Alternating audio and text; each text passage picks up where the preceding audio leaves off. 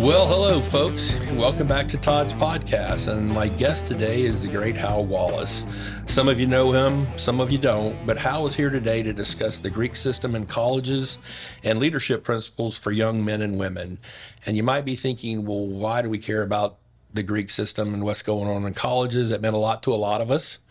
And this episode will air this summer, and there's going to be people who are going to be taking their children, their young men and women to college, and maybe they did not participate in the fraternity or sorority life, Greek life when they were there. Maybe they want to know a little bit more about it, the advantages of it, and Howe is a great spokesperson for that. He started his career in the pallet industry in 1983, and he served on the board of directors of the National Wooden Pallet and Container Association. He is a member of the Leadership Florida organization. He's chaired Leadership Bartow for 6 years and serves as the chairman of the Mayor's Prayer Luncheon in Bartow. He's a board member for the ATO National Fraternity, and he led that group, ATO National, from 2018 to 2022. Most of those years were during COVID, so I'm sure that was a struggle as well. Howe holds a bachelor's degree in journalism from the University of Florida and a master's degree from the College of Education at Michigan State University. And since 2005, he's been sharing his thoughts on the organization, leadership, and communication in an online daily note to teammates called Daily HQ, or Daily with HQ. And Howe's going to talk about that towards the end. And currently, Howe serves as president of Pallet One in Bartow since its inception in 2001. And we'll also have Howe talk a little bit about his company and what he does towards the end. But how did you're not a Polk County native, you're not a Bartow native. How did you get to Polk County? Because you're a Jacksonville guy, Yes. aren't you? So thanks for having me here. I'm glad to be part of this. When I came to Bartow because of a fraternity brother. I mean, there's not a job I have gotten that hadn't had some sort of roots to being an Alpha Tau Omega member at University of Florida. And so Was that Dan? it was Dan Helmick, and we had met up. I was working at the University of Georgia at the time. We had met in Jacksonville for the Florida Georgia game, and that was actually the year of the great Lindsey Scott deal. Great if you're a Bulldog. Great if you're a Bulldog, but they were paying my check, so I was halfway. Well, I could tell you a story about that, but we were at the game, and it was near the end of the game. And if you don't know the great story, from Georgia fan standpoint, Georgia was 3rd and 12 deep in their end zone. They were undefeated, and Florida was about to upset them with Wayne Peace being the quarterback for Lakeland. And so it's 3rd and 12, and the game's over. I've been going to all the games because I was living in Athens. And I looked at Dan and I said, look, I got to tell you, I always want Florida to win this game. But at the same time, you know, there was half of me was rooting a little bit for Georgia because they had just a chance. And I said, but you know what? The son of bitches deserve this because they had broken our hearts so many times. Right. And about that time, Buck Blue rolled right and hit Lindsey Scott going across the deal and went that whole distance for that touchdown, and pandemonium ensued. And a lot of Georgia fans had left already. Yes. Because they were convinced they were losing. But to have been in the stadium for that was a special experience. But anyway, those Gator fans like I was that were still there don't remember a whole lot about it because we had started celebrating way too early. Yeah, so but Dan and I were there, and I was in graduate school at University of Georgia, beginning to try to I was going to get a PhD. My goal was to be a vice president of student affairs, maybe even a president of a university. And my wife and I found out we were getting ready to have our second baby. And the plan was for me to go to graduate school, and she put me through. And that wasn't working out. We kept having babies. And so I finally said to Helmick, hey, I need to find a job. And my education degree lent itself to human resources. Right. And he said, hey, there's a job here in Bartow, a company I'm working for, maybe they'd interview you and talk to you. And so I did that and got a job initially working for the Stewart family in Bartow, and then moved over to the pallet company in 1983. Got to know those folks, and Helmick had moved there by that time. Dan had moved there, and I got to appreciate. I didn't know much about business when I started in 81. By 83, I was getting a flavor of what's good and what's bad. Right. I really admired the business those guys were running in Bartow as a pallet business. And I turned them down once. It came to me a second time, and I realized I shouldn't miss that opportunity. So that's how I got to Bartow, and we've been here ever since. It's been a place to raise our family. We love it. It's a great town. It's home to us. Good, good. So you were an ATO at University of Florida, as was I, full disclosure. You were president of the fraternity. You had graduated by the time I got there. I think you'd probably graduated the spring before I got there in the fall or whatever. And there was a legend about Howe Wallace and, different things, and all good reputation. It was a good legend. And that you were this godlike figure, bigger than everybody else and everything. And I knew your sisters, brothers, cousins, they were all either ATOs or ATO little sisters or whatever. So brother-in-law and, friends with all of them.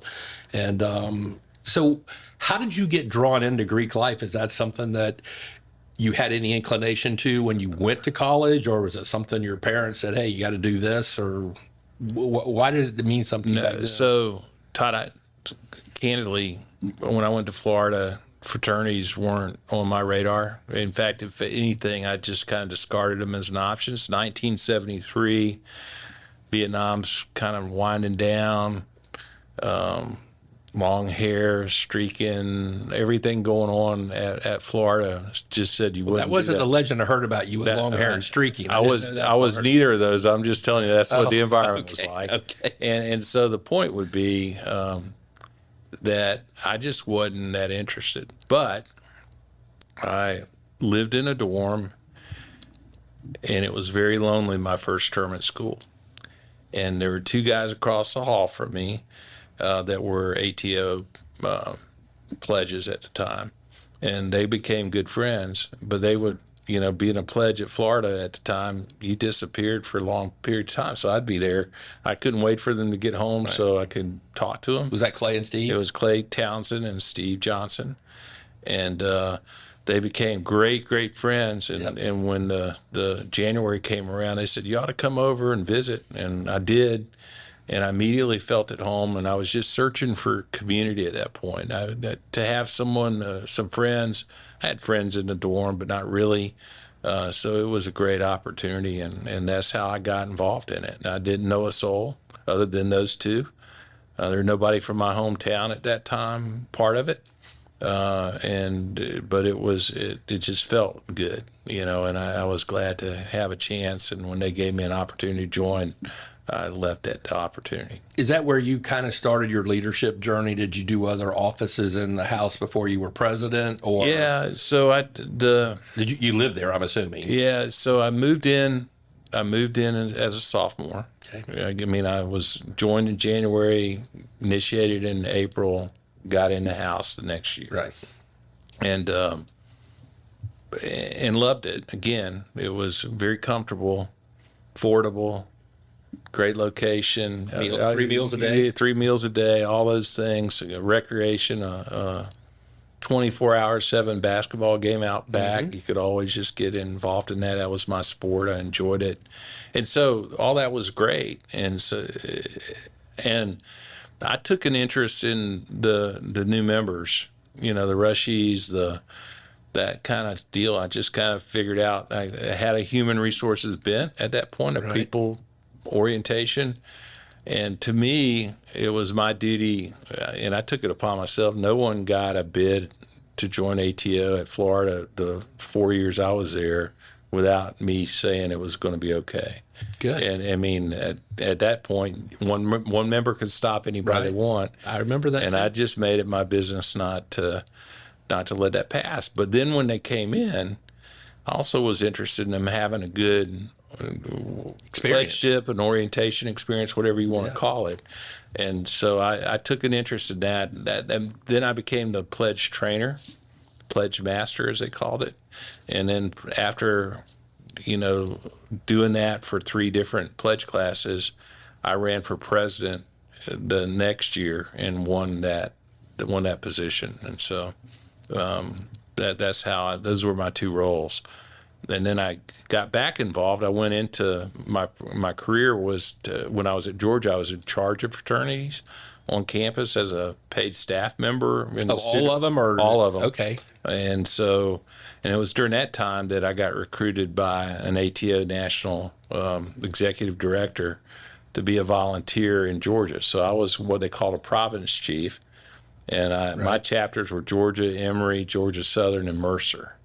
And those were the chapters I had to look after. And I became an officer in the fraternity. I was an officer in the fraternity and stayed active in it really until I'm not as active today as I was, when I finished my presidency. But I've been real active in the fraternity. I always was doing something on a national level because I was just grateful for what it meant to me. It felt like giving back. And you have. I mean, I've always known that you've been one of the guys from our organization, from our chapter, that always stayed active at national, and people don't understand the commitment that takes, but I think it also meant a whole lot to you, or you would not have stuck with it. No, I've always believed this, and once I got to experience it, it's to me an institution that deserves preservation. And that won't happen without volunteers who say and will lend their effort and support, finances, all those things to it. And I'm not anything. A lot of my stuff that happened for me doesn't happen if not for ATO, and I would just felt like I owed it. And not just ATO, Greek life is in general. A lot of your friends may not have been ATOs, and a lot of my friends were not ATOs. Dean, my business partner, with AGR, and but you have that commonality of being a sorority or a fraternity, and to me, it always shrunk the campus down, and that's what Back when I was there, we had 44,000. I'm not sure how many were there. You were there a year or two before me, and I think I heard the other day there are like 75,000. Don't doubt it. Young people up there. But when it shrinks it down to 150, 180 young men, and that brings in intramurals athletics, it brings in social life, it really makes the college experience a lot better. It did for me as well. Yeah, and I think a lot of those, the living with different people that you didn't grow up with, and getting to know who they were by far was the dominating themes from my experience. And all the parties and that kind of stuff get emphasis to them, and those were fun. But at the same time, I wouldn't trade the hours just sitting and listening to people who come from various backgrounds and that kind of thing. That I just didn't have that kind of group. Those weren't my friends when I was growing up, and it really made a difference to see how they thought about things and conducted life, and but you grow up a lot too. Oh, absolutely. I mean, I was 17 when I started college, not because I was smart, just because I had a late birthday. But I'm off to college as a 17-year-old, and it's an eye-opening experience, and it helps you grow up. It makes you grow up, and it gives you the opportunity to grow up in hopefully a safe environment with a lot of support and structure that you wouldn't have if you were just out there floundering by yourself. Yep. And that's what I always enjoyed about it. I lived in the fraternity house for three plus years, and it teaches you tolerance, teaches you sharing. And we had 63 men, young men, and a house mom that lived there with us. And it's probably about the same size when you were there, maybe 1 or 2 people off, depending on who was in the house at the time. But, you share a big house with 62 other roommates, and you learn how to get along. You do. And it's a life-changing experience for you.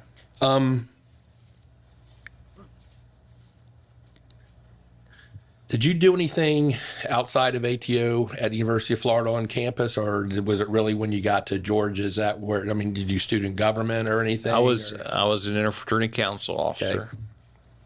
Okay. I worked for the dean of students at my senior year. Okay. That's what got me interested in pursuing my master's at Michigan State. Okay. And stayed active, but mostly it was Greek level stuff. And I wrote for the Independent Florida Alligator. I covered well, as a journalism major, you would expect that. Well, yeah, but even I backed into being a journalism major. Todd, that's a long story. My academic career was not my most distinguishing feature at the University of Florida, and actually got to the end of my senior year, and I'd changed majors so many times that I actually just pulled out the book in that summer and said, okay, how can I get out of here in May? And I looked through it, and I changed majors. So journalism at that time was multidisciplinary. Right. And I wrote for the paper because I was the son of an English teacher. Right. And I love sports. And my fraternity brothers were playing for the tennis team, so I was covering my fraternity brothers. Who'd you have? Jimmy Cullen? It was Dave Presley. Okay. John Cunnin. Those guys were there, and then so I covered it, and so but I could get at a journalism major. You had to have like 5 journalism courses, and then a bunch of other things. And I'd done all the other things because I changed majors so many times. So all I had to do was take 5 journalism courses. Right. And I had a degree. But I was never going to write journalistically because I would have been a sports writer. And I could never imagine how I could say you ought to fire the coach and then talk to the coach the next day. I'm just too much of a fan. And so, but being able to write has served me my whole life. Not being scared of putting words on paper has made a tremendous difference because most people won't do that. Right. And to be able to do it and do it well, and from the years of writing, I've just gotten better, and I know how to put a sentence and a paragraph and a story together. Yeah. And so I've dabbled. I wrote a sports column for 4 or 5 years down at the Polk County Democrat in Bartow. Covered high school sports when for $25 that LSL Frisbee, he got me to write 2 articles a week for $25 a week. That was good money. Yeah, it felt like it. It made a little difference. I could maybe take my wife to get a hamburger. There you go. So, but anyway, so it's been good. But that's how I backed into a journalism degree. It wasn't. I was just trying to get out of school. Yeah, it's almost how I backed into my marketing degree. I was finance. I just knew I wanted to be a finance major. I liked the way it sounded, but my grades they weren't F's, but they were 1 grade higher. Mm-hmm. And I finally went in and talked to a professor. I said, I'd like to drop this class. He said, well, if you'll drop your whole major and go into something different, like marketing or management, I'll drop it. And I'm thinking, marketing, I got 4 more classes and I can be out of here. So I did the same thing. There you go. My dad sat me down on his bed after 4 years, said, son, when do you plan on graduating? Yeah. And I said, I'm switching majors and I'll be out of here in a year, Dad. Yeah. And I was able to do it. But you're right, I had so many other credits that I just needed, 4 or 5 in that major. And that's how I started on mine. Todd's podcast is sponsored in part by SVN Saunders Ralston Dantzler Real Estate. Since 1996, the firm has offered unrivaled brokerage services throughout Florida, Georgia, and Alabama. With over 90 expert advisors throughout the region, our team has the knowledge and resources to help clients realize their most ambitious real estate investment goals. When you choose SVN Saunders Ralston Dantzler Real Estate, you have access to a diverse suite of commercial and land services, including forestry consulting, land management, auctions, property management, commercial leasing, and negotiating conservation easements. If you're seeking to invest in land or explore commercial real estate opportunities in the Southeast, contact us today at svnsaunders.com or call 877-518-5263 to connect with an advisor today. Once again, that's svnsaunders.com or by phone at 877-518-5263. So life as a Greek was one way for you and I, and over the years it has changed. I think it's probably changed exponentially over the last 5, 7, 8 years, probably than it had in the previous, Sure. number of decades. How has that life changed? Do you think it's for the better, or is it just, hey, it's the sign of the times? I think the sign of the time kind of thing is litigious environments, Right. and so some of the stuff that used to go on in fraternities and sororities Right. just can't be abided anymore. And so do they happen sometimes? You bet. But is it prolific? It is not. And so that I think the kids have changed too. yeah, kids have changed. You think some of that was coming out of the Vietnam era, and there's just a different maturity or mentality for? I think there's a lot, particularly in the fraternity and the hazing environment. Yes, that kind of thing where the rites of passage, are all of our dads in our age group had some sort of military experience, and so that whole, hey, you got to prove yourself, that kind of mentality, that was pervasive in fraternity life, and at some point there were just too many people hurt by that, too many people changed by that, too many people sued, too much risk involved, and the fraternity just had to change how the leadership said we got to change because you won't be able to afford to join a fraternity because of the liability Right. insurance premium. And so there's been a lot of change along those lines. But at the same time, it really never had a place. It was way overdone. And so it's changing. But I don't think most kids will put up with that these days. I don't think they would either. I agree. Some of it was over the top, even back then, and now you look at it, would you send a child or young man or young woman to go through what we did? Probably not. And, our parents probably wouldn't have thought we would have put up with what they had to go through when they were going through it. Yep. So, times do change. Do you think, I mean, you were in the middle of change and your involvement in the national fraternity. I was on the outside looking in and just seeing what the results were, the things and the changes that were going on. Were they hard to sell? Was it an uphill battle, or did everyone kind of have the light bulb clicks on and said, hey, we got to switch this. This is not working anymore. It wasn't a hard sell to adults. Right. Most Really? of them, yeah. There's some that would come in there that would say, well, you guys you're making it too easy for them. Back in my day, we used to do this. Exactly. Yeah. But from the standpoint, most people understand that it's not the risk that's involved.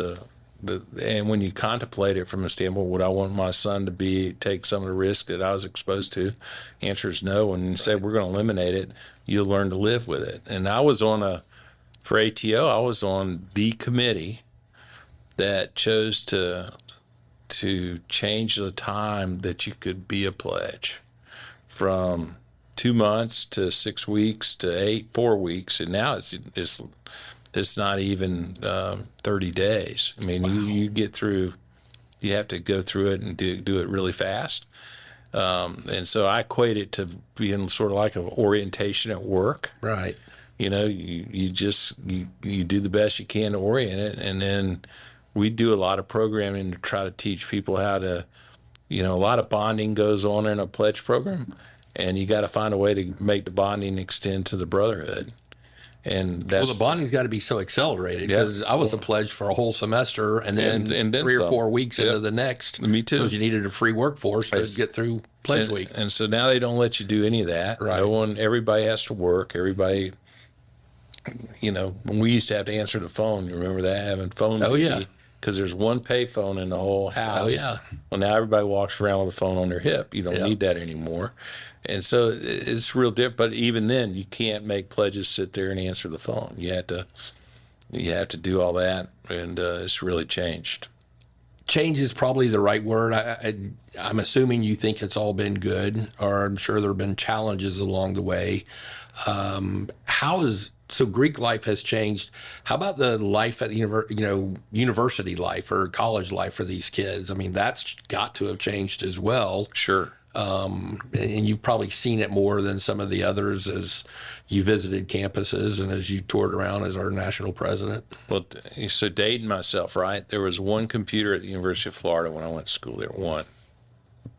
And you had to apply to get in. If you had a computer class, you had an appointment to go run a simple little stack of cards through. Sometimes that was 10 o'clock at night when you got your appointment. Absolutely. Yes, I remember. And within 10 years, we wired our fraternity in with one room, a library that we called it, that kids didn't have to go across the street to find stuff that they could then interface. And then over time, obviously, there's now more computer power sitting in my pocket right now than was at the whole University of Florida in 1973.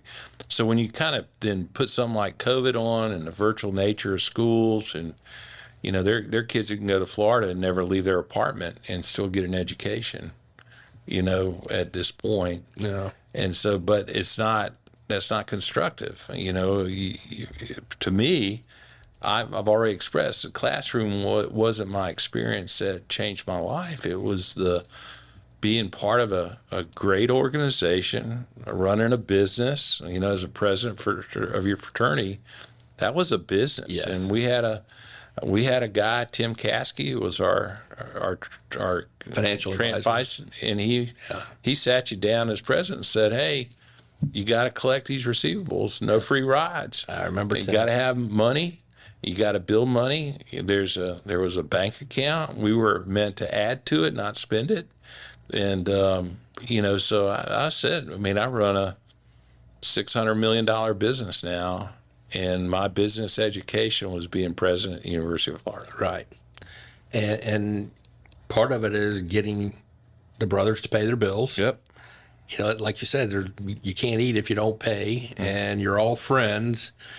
Some have financial difficulties from home, or they lost their job, and you got to figure that out. And I agree. I think the principles that I learned, that you learned, that a lot of us learned in college, not just going to class, but life principles are really what has helped shape us to who we are today. Well, Todd, as the president of a fraternity on the main drag at the University of Florida, I knew all the local policemen by first name. So just even having the responsibility at 20 years old to I got him. Thank you, sir. Yes. Let's work this out, that kind of thing, and having to cultivating the chops to be able to look a policeman in the eye and convince him that I was going to take care of business and we didn't need to go downtown. Yeah. Think about that experience and how many people get that and how you leverage that for the rest of your life. It was hard to daunt me by the time I was out of that college. I remember beating on brothers' doors to say, "You've got to unlock this door. You've got to stop doing what's going on in there." Yeah. And it's like the next morning you're having breakfast with them or you're in class with them. Yeah. And that was part of it that I didn't fully understand until I became president. It's not just running the meeting; it's running the organization. Absolutely. It's running the chapter at there, and with sensitive, thoughtful conversations. And learning how to do that with any kind of what's the word I'm looking for? Poise. Yep. And being able to do that. That's a trademark of mine today. Right. And I learned that being involved in fraternity, being the pledge master, had that same kind of deal. We're talking kids off the ledge and talking to mad brothers about why that pledge isn't doing what we expect it to do, all those kinds of things. Yeah. I couldn't get that experience. No one in the classroom was getting that experience like I was able to obtain there. So I'm grateful. And I think a lot of that experience is still there, even though fraternities and sororities have changed, and obviously our experience is fraternities. But you still have to have those interpersonal skills where you're talking the young men off the ledge, so to speak, and dealing with all the people and their personalities and trying to keep the peace. Even more so. The environments that split families and tough pressure and social isolation and those kinds of things. It's not it's not easy being a college kid these days, or not easy being a kid, period. Right. Not easy being a young adult these days. There's a lot of pressure on life. But if you're driven toward, I always say, I mean, I tell every kid that I know, hey, you're going to college, great. Where are you going? Florida. That's a big place. You go with a plan to develop your community when you get there. Right. Because you won't make it if you don't.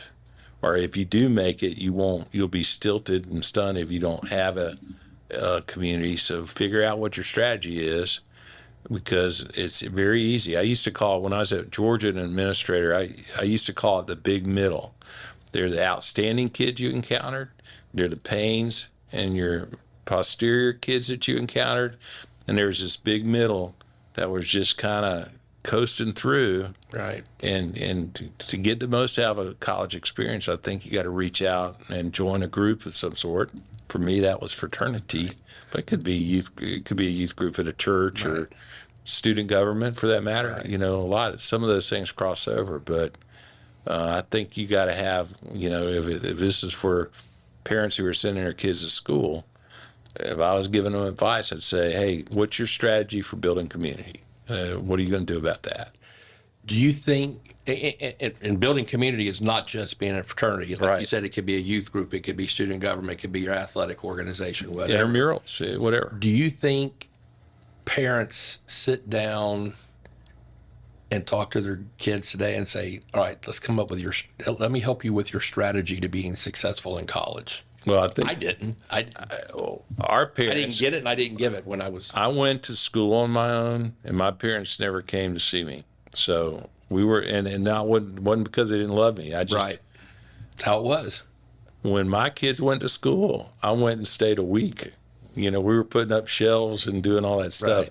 So I do think that parents are maybe even hyper involved in terms of it, but I don't know that they all know how to have a discussion about the strategy for success. I don't know that we all teach our kids to be as independent as we ought to these days. Maybe that needs to be a book or something that you write, because I think you would be excellent at writing something like that with your background, and try to help parents say, hey, don't just send your kid up there without a plan. No.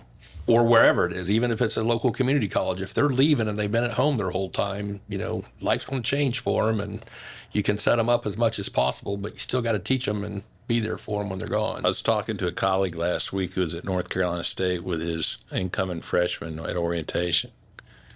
And I said, you realize you're wasting your time, right? He said, yeah, I am. I said, all you were there for was to carry the check, because the university doesn't want the hovering parent. Right. They separate you just as soon as you walk through the door, and you may never see your student again. There's certainly, you're not going to sit over there, tell them what classes to take or that kind of stuff. So maybe you see him for an hour on football weekend. That's it. So he laughed at me, but that was the case. He wrote the check, and then they watched videos the rest of the time about university life while their student was figuring it out in some other place. Yeah, I don't want to dwell on it, but again, just to expound a little bit how Greek life has changed. The membership numbers are people still going through sorority and fraternities with the same numbers? Have they decreased? Are they decreasing? Are they starting to rejuvenate and increase again? Our experience is, you know, there's a little blip during COVID, but our numbers have remained very strong At ATO or just at ATO, but also I think as a national group. Yeah, Okay. I mean, sororities are bursting. good? Way, you know, they got quotas that they have every year, and they're filling those quotas up. And fraternities are having a great experience for the most part too. And again, it's because I think the reputation's out. There's all sorts of data been conducted, and I don't have it in front of me, but the level of success people experience in school, the likelihood they're going to graduate, obviously the kind of jobs they can get and they're prepared for, and their success after the career, all those things, all those numbers, all that data points to you're better if you've participated in Greek life than not. Now, you could argue why is that? Is that all of us being clannish and class sensitive? But on the same token, it still matters. People are better equipped for life when they leave college having been part of a Greek group. There's all sorts of data that supports that. I would agree with that. It certainly was for me, certainly was for my brothers and our friends. As Greek life has changed, drinking has changed. Little sister programs have changed, sweetheart programs, like you said, rush and orientation, initiation, all that. Alumni they're probably still kind of the same. They're still, hey, keep feeding us young men and women to go through the Greek system.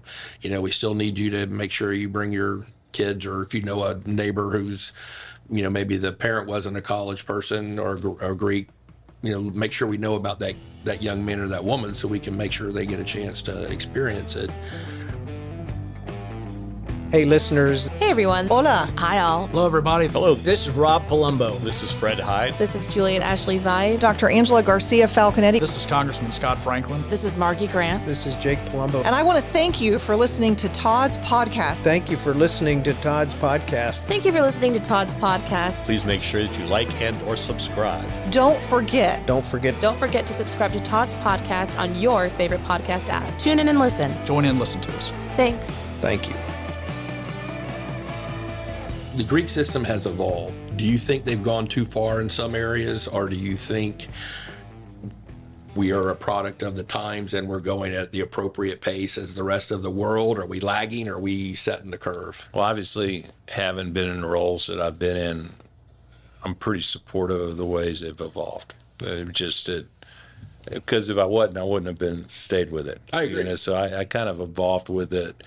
A number of those developments, but I believed when we changed that new member program and shortened it and all those kinds of things that we were doing the right thing. And then when you see some of the alcohol policies and that kind of stuff, we used to serve from a common group of, none of that's allowed anymore. Right. You have a party in your fraternity house. You got to cater the alcohol service and IDs and all that kind of stuff. All that's prudent, and so if that protects the institution, I'm for it. Certainly protects some of the kids, and maybe it has an impact on people who drive drunk or people who do the different things that they need to do. But there are also some negatives too. When you know you're not going to drink at an event. Well, kids have a way of finding a drink, and they'll drink in advance, so they don't have to worry about getting any more when they're there. So they call that pre-gaming, Right. and that's not healthy. That's not a good way to think about things. So there are outcomes that are negative at times. There's no question. But Do you think the pace of these changes has been a good pace, or do you think they're still lagging behind the social mores of the country, or you think? No, I think most of these changes I'm talking about, Todd, have been in place for over a decade, easy. So it's not like it's happening now, Right. So some of the challenges now are, certainly racial concerns and sexual identity things, all that. Those are all kind of coming in. Right. I know from a standpoint politically, we believe that fraternity, ATO believes that it ought to be a single-sex organization, and we resist. But there are campuses, Harvard, that believes that every fraternity ought to be, every group ought to be open to all genders and conditions, and we resist that. We fight that. We have sued over it. We've won. We feel like there's a place for single-sex fraternity, a fraternity that is male-dominated, for males, of males, going to do what males do. Right. And we feel like that's a healthy alternative, and there should be a place for it. So it's those kind of politics are in play. The other threat to fraternities is there's a lot of academicians on campus that didn't do it, don't believe in it, don't want to see it, Right. and don't readily acknowledge the advantages it brings to their institution.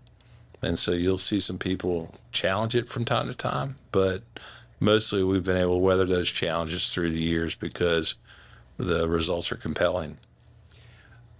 You've mentioned it twice, and you talked about how changed the timeline of becoming a brother or becoming initiated, you've pinched it down and it's more of an initiation and that all. How did you come up?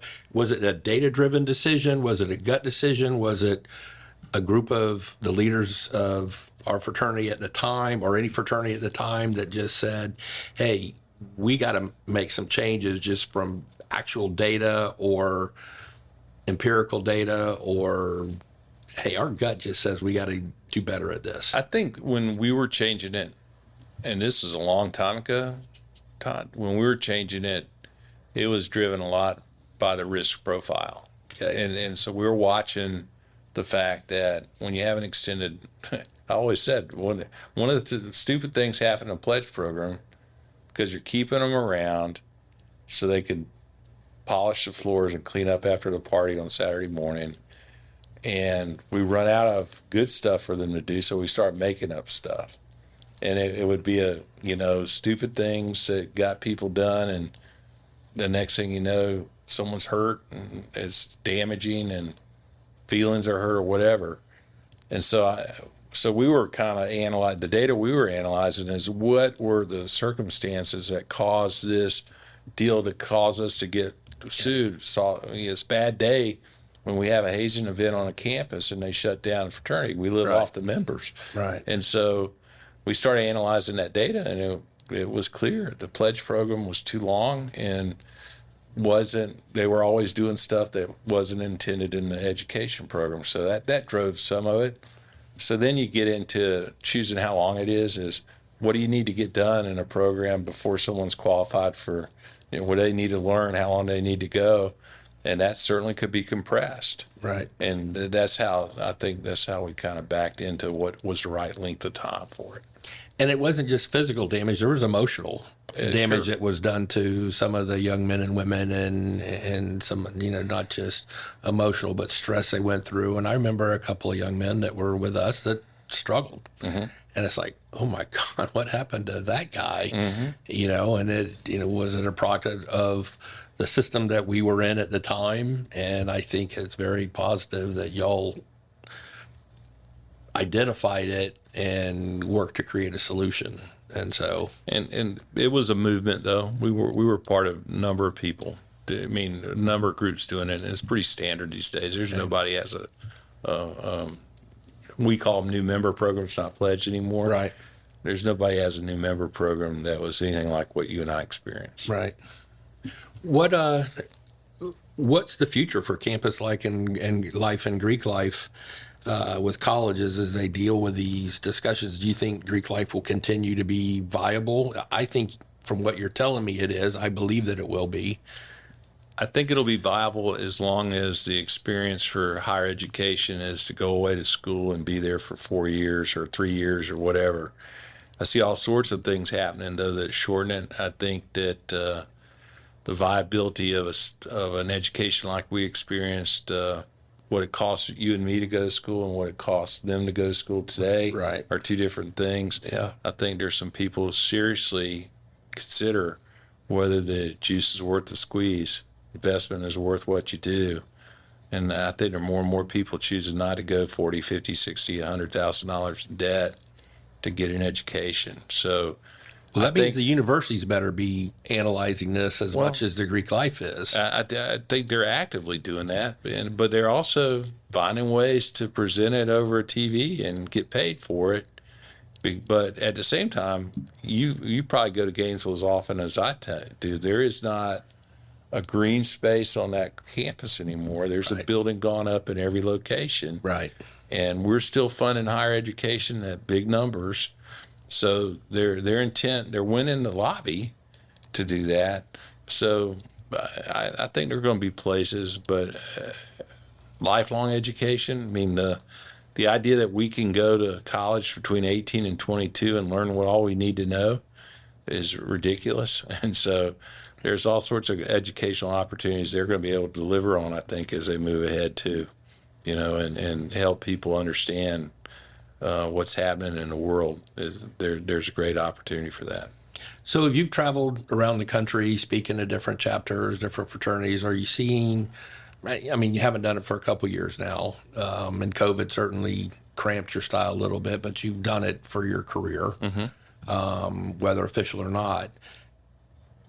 Is there a message you have for parents, or was there a message you wanted to make sure you always told the young men and women you were talking to about Greek life and just about life in general? What message did you always like to try and deliver to the young minds who are listening to you? Well, certainly, plan, I think, was a big one. so one of the things would be, when one of the duties I had as a president was to go to campus when we were installing a new chapter. So a group of young men got together and said, we want to make our own fraternity. And they would go through that. They would go through, and then there'd be a celebration. Hey, we finally made it. We're now an ATO chapter, be filled with parents and family. And I just would be aware or make sure the parents understood that their son had made a really good decision, that they were going to be grateful, and that they were going to see their son change in ways they didn't know was possible. And many would come right up after I finished saying that and said, you're exactly right. This has been good for my son. And so calming the fears of a parent about, hey, don't be scared of this process. Be excited about it, because it's going to make your son a better man, your daughter a better woman. And man and woman are the right terms. We're going to cease to be boys and girls, so that we go through that. The other thing I emphasize with kids all the time is make this count. You're right now, realize there's that old story about not realizing the water, your fish doesn't realize the water it's swimming in. And, to get someone to pause, I was a couple years out of college before I realized how significant my experience as a fraternity member was, and what a difference it made, and how it equipped me in ways that the rest of the world wasn't. Right. And so to understand that that's what's happening to you while it's happening to you kind of changes your approach to how you go about your business. Being a fraternity member, being a part of the group, being a good person who rushes in interviews and understands people, being a person who supports the education program, being someone who's a mentor. Instead, if you can get that feeling in, so I spend a lot of time doing that. And then in our particular fraternity's case, although I don't think we're a lot different from anybody else, the principles we teach in our ritual and the values that we espouse, that our fraternity was created on, are life-changing. And so I try to make sure that they don't miss that's not an insular experience. I got initiated, I heard those principles. I try to talk to them about learning them, embracing them, remembering them. And I said, it may not even be important to you till you're 30. 35, and you're going to look back on that and say, oh, that's what they're talking about now. Right. Now I got a responsibility of running a Now it business, makes my sense. family. I get that. And David Brooks wrote this book called The Second Mountain. And when you're going up the second mountain, you've built your resume, you got into the valley, and you've said, oh, this isn't what I hoped. Now you're starting talking about a life of significance. There's the fuel for that significance in our creed and our ritual, and I'm proud of that. I've got written down Men of Destiny. Does this all? Is that? Did I take that from when we had the conversation a week or so ago? We started a few years ago, and I've been really interested. Any money I've given to the fraternity has gone toward this program, and it is saying to the new members, young guys, is you're on a journey for life, and it's going to be better if you're seeking significance while you go through it. And it's also based on our Christian heritage as a deal, is that there's a plan for you and there's a destiny for you that is inspired, and you ought to be looking for it. Right. You won't just fall into it. You'll get there if you're looking for it. And so we're starting to talk to them about lifelong journeys now. That's not something we did when what we talked about when we were in the chapter is how do we get rich and how do we do those things, and good for us, it worked out for us, but that there's more to it than that. It's what do you do when you get rich, and what do you do with that prosperity if it comes your way? How are you good benefactors of that? Or how do you share? But that's not just an ATO message. That is any message Yeah. for anyone going off. So I think that's important. But the Men of Destiny piece is, hey, good news is you join this fraternity. There's a template for you if you'll embrace it. Right.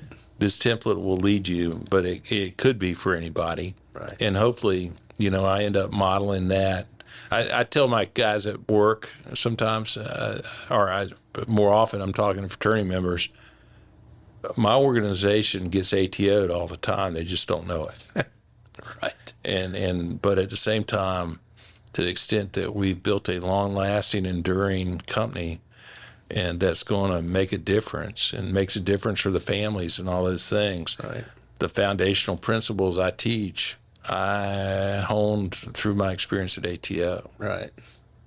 And we've talked a lot about ATO because that's our point of reference, but different chapters have different makeups, and if you're going through rush or bidding process or whatever it's called now, you need to go where you're comfortable and where the young men and women are comfortable with you. It doesn't have to be your dad's fraternity or your uncle's fraternity or next door neighbors. If you're going to do Greek life, I've always said, yeah, go by ATO and see if you like it. But if you're more comfortable at any other fraternity or sorority, you need to go there. My dad said the same thing. He was a Sigma Nu at Florida. They didn't even have a chapter when I was there. And not every university or campus has a ATO or a Delt or Tri-Delt or DG sorority or whatever. So if you believe in it, you just got to go find the one that works for you. Yeah, I absolutely am a fan of the Greek system. Yep. And I absolutely, everything you just said is right. Join something that fits. That Join community something that you were that makes talking it about. comfortable. Yeah. Find the community that fits. Make the friend you're going to know, and then when you get there, dig in. Right. And it really doesn't. I would never say to mine, you got to be an ATO because I was an ATO. Hey everybody, this is your host Todd Dantzler, and I hope you're enjoying this episode. I would like to take a moment to do a shameless plug for my real estate business. As most of you know, I'm a partner with SVN Saunders Ralston Dantzler Real Estate, but I am also a working broker who is very active in listing and selling real estate. I've been in this business for over 41 years. I know, you're thinking he can't be, he's so young looking, but no, it's true. I've been actively listing and selling commercial real estate my entire working career on properties ranging from ag land to multifamily projects to office and commercial and industrial properties. I have held the distinguished CCIM designation since 1991. This is the highest designation you can achieve in the commercial real estate field. I believe that a big part of my success in the real estate business is because of the relationships that I have fostered throughout the state of Florida and also right here in Polk County. So if you have any real estate needs in buying or selling, please give me a call to see if I can help out. My direct line to my desk is 863-877-2846. Again, that's 863-877-2846. So we're going to wrap it up here, but I got a couple other things. Tell us about your company, Pallet One, out of Bartow. Yep. Tell us, not a commercial, but tell us what you do. Well, so pallets are the greatest material handling device known to man, and our industry likes to say pallets move the world, and if you watch and look around, you'll see them everywhere. We have a manufacturing company that originated in Bartow. And the guys who started that company were visionary about building business. And we soon got recognized as one of the leading pallet companies in the country, and mostly distinguished by our professionalism, the way we approached the job. And so eventually we got contacted about leading an effort to buy up small pallet companies and merge them into one. And I was fortunate to have a role in that. And we did 35 different transactions through the years, and we went from 1 location to 5 locations, 12 locations, and now there's 70 different pallet locations that we have around the country. And I'm part of we sold out. We ran Pallet One for 20 years, and we sold to a big public company in 2020. And for the last 3.5 years, I've continued to run the business on their behalf and grown it from that 30 locations to the 70 locations that we have. And So the 70 are all across the whole country, or are you in the southeast? No, or? all across the whole country. So we sell pallets. We buy wood, we make it into pallet components and nail it up and deliver them to you. And the industry's in constant change too.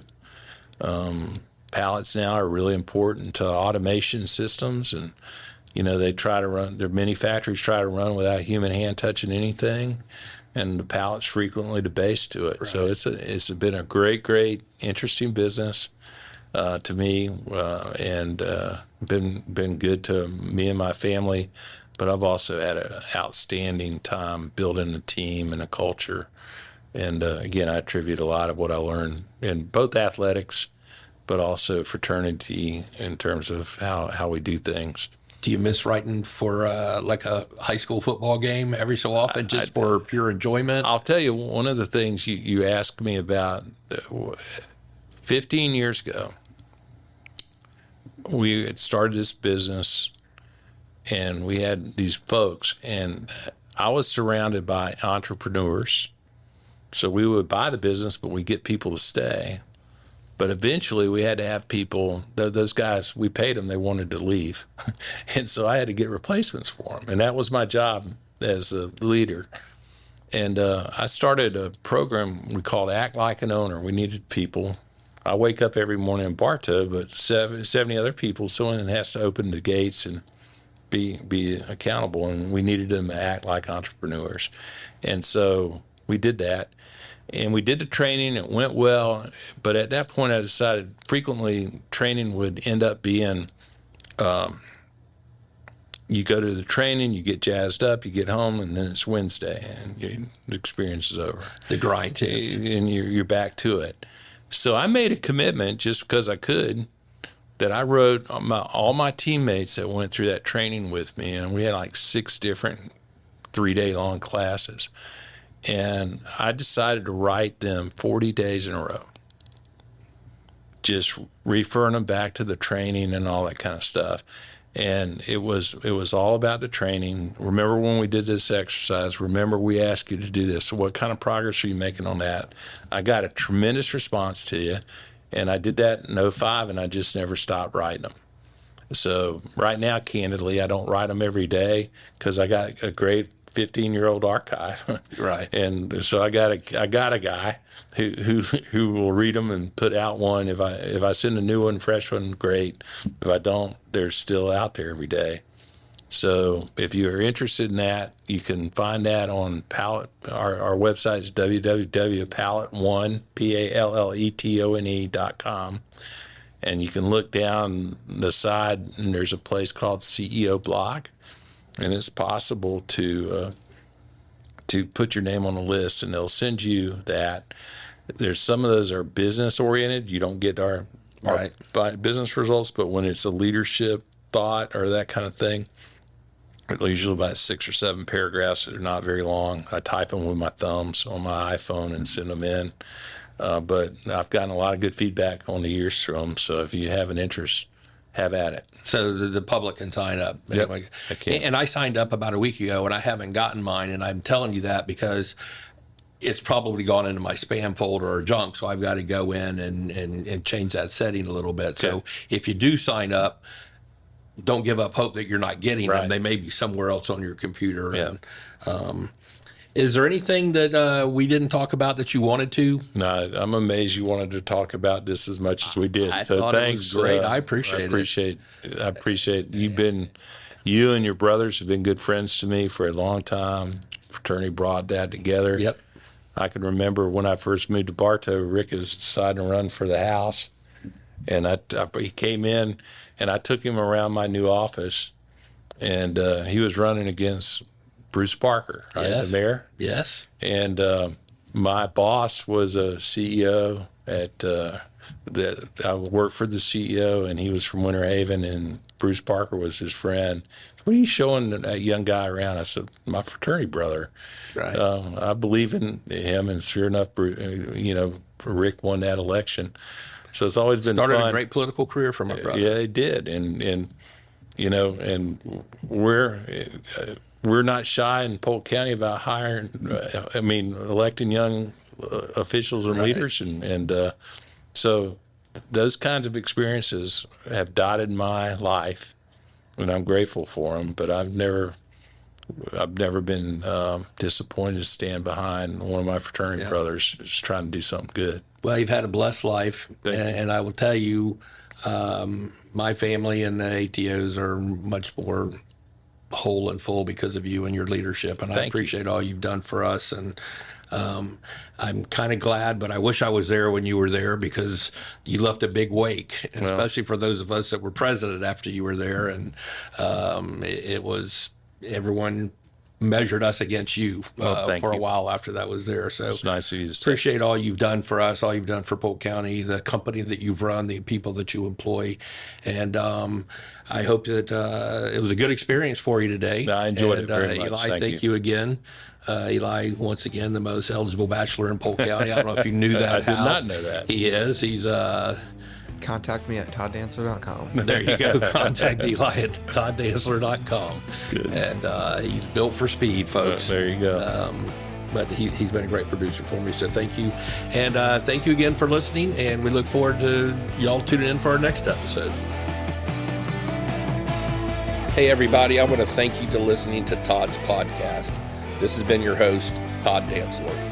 As always, don't forget to rate, review, follow, and subscribe to Todd's podcast on your favorite podcast app. If you have any questions for me or any suggestions for future guests, please call or text our number at 863-288-0944 or visit todddantzler.com. Again, that's 863-288-0944, or visit my website, todddantzler.com. I look forward to hearing your questions and feedback, and please take care.